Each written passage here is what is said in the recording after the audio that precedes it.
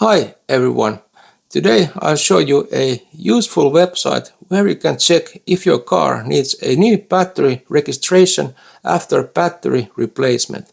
You simply select your car's make, model and engine and it tells you right away whether battery registration or coding is required.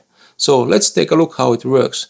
First we go to this Varta portal website and I will put the website address in the video description box below also, and we sign up for free.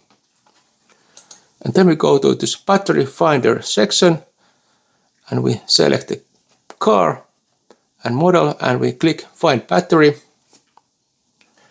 and now it shows us available batteries for this car model, and we go down and it even shows us the battery location. And here it says diagnostic information. This vehicle does not require a registering of the replaced battery into the vehicle's battery management system.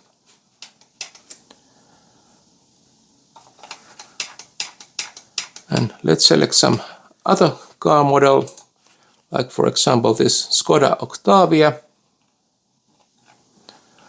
And let's go down. And here we can see the battery location. And it says diagnostic information.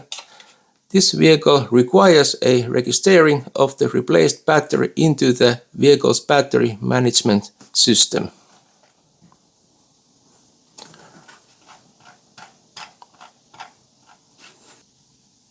So this website is extremely useful because it helps you find out whether a new battery needs to be registered in your car's system after battery replacement. It can save your time, money and avoid potential issues with your vehicle's electronics. So, thanks for watching and have a great day. Bye.